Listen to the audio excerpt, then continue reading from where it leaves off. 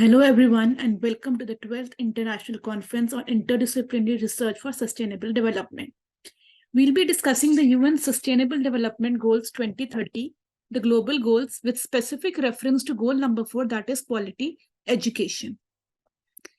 We all are aware of the 17 goals provided by UN for Sustainable Development, which are no poverty, zero hunger, good health and well-being, quality education, gender equality, clean water and sanitization, affordable and clean energy, decent work and economic growth, industry innovation, reduced inequalities, sustainable cities and communities, responsible consumption and production, climate action, life below water, life on land, peace, justice, and strong institutions, and partnership for the goals.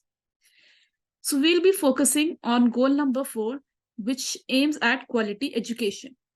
The sub-goals of this category are, first is equal access to quality pre-primary education, which is target 4.2. We'll be discussing 4.2 before 4.1. So 4.2 says that by 2030, we need to ensure that all the children, they have access to quality early childhood development, care, and pre-primary education so that they're ready for primary education. So the goal is to make them ready for primary education. Then comes the target 4.1, which is free primary and secondary education, which wants to ensure that all the children, whether girls or boys, they complete free, equitable, and quality primary and secondary education, leading to relevant and effective learning outcomes.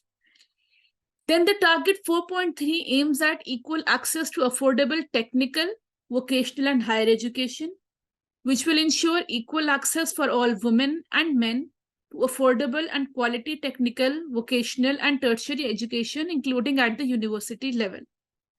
And the 4.4 targets at increasing the number of people with relevant skills for financial success.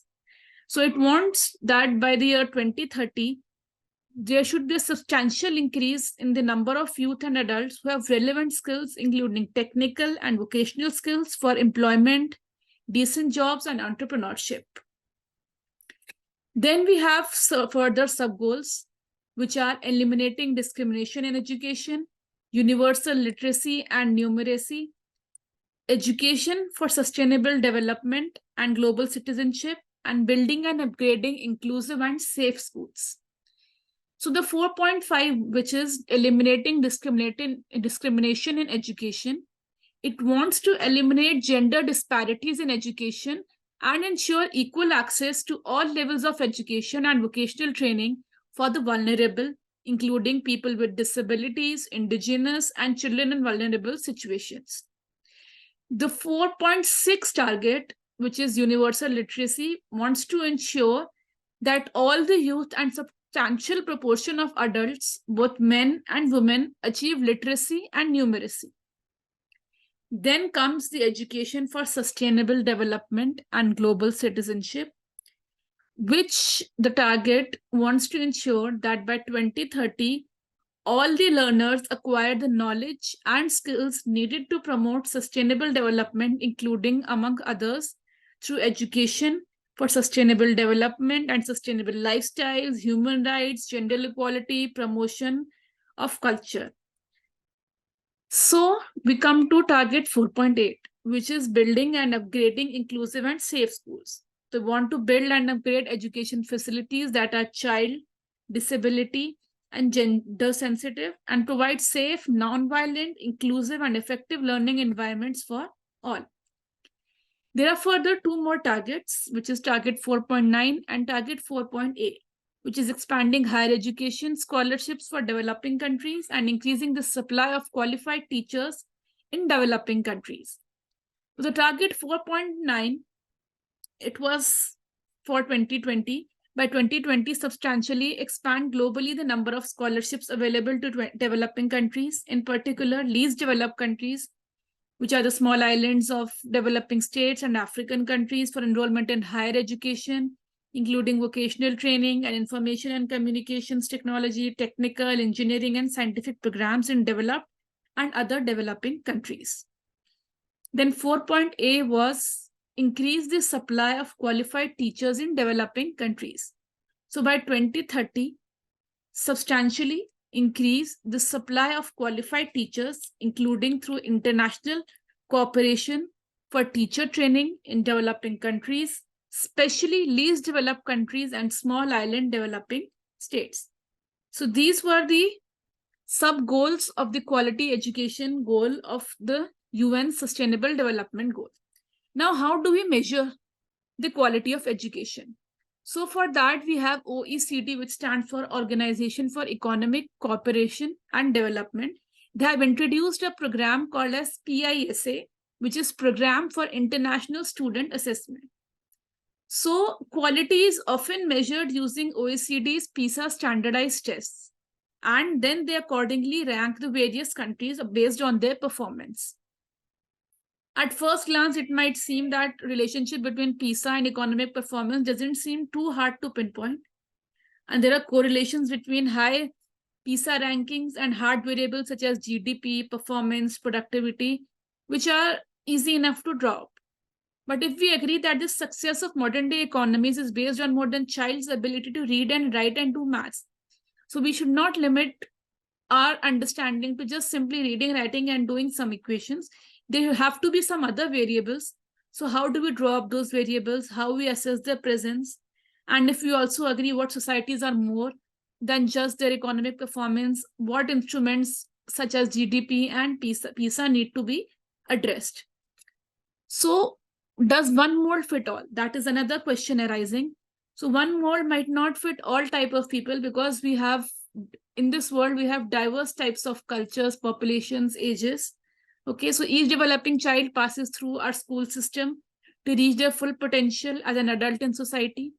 The current version of our education system requires that each child be measured against some standards. So we must all fit to these particular norms, fit that particular mold, strive to meet those specific criteria. So are we not wasting an awful amount of potential and harming both ourselves and society? Wouldn't developing the full and infinite potential of each person be preferable route to take for each individual as well as humanity? What if we could use all our existing knowledge on learning and development in technology to find a solution that matches the natural diversity in talents with the infinite array of different roles? Next, we also need to address the issue of artificial employees. As we are currently in the digital era, we are entering an age where computers, robots, and artificial intelligence will start to outperform humans in skills we score children against today. Computation, applied writing, organization, assembly, rote memorization, decision tree-based problem solving. So replacing humans in such jobs makes as much economic sense as the replacement of horse by cars once did. So in healthcare, in retail, in the services industry, this is already happening. And there is every reason to believe it will continue, and it will impact the education sector as well. So we can't ignore these factors. Roles likely to avoid such robotization for some time yet are those that revolve around the precise traits that make us unmistakably human: inventiveness, creativity, empathy, entrepreneurialism, intuition, lateral thinking, cultural sensitivity, to name a few. What if we gave these more emphasis in school? Who is going to program the robots? Who's going to control them? How are they going to react to all human emotions? So we need to address all these problems also in our quality education goals. There are 5 attempts at an answer. First is to unleash infinite potential of humanity, to learn how to apply oneself as an instrument towards lifelong value, to learn how to shape the future, to understand and master the conditions for peace, to learn how to be healthy and happy. So the first one is to unleash the infinite potential of humanity. A lot of potential remains unused in people because the current curricular and testing bodies lack the means to address it. Second, we need to learn how to apply oneself as an instrument towards lifelong value. Post-war generations went to work where they could. In contrast, recent generations have learned to do what they enjoy. So we need to bridge the two tendencies. Okay. Then we come to learn how to shape the future rather than preparing the children for future, which is passive and impossible to do. We don't know how history will develop. We might teach children how they may have influence on society, how they shape, design, develop, articulate, make ideas and things. To understand and master the conditions for peace, conflict resolution, interpersonal communications, empathy, understanding, which are the crucial traits of our society. And to learn how to be healthy and happy, taking care of one's body, discovering the drivers of one's general well-being. These are essential skills to succeed in life. So I hope you all enjoyed the presentation and wishing you the very best. Thank you.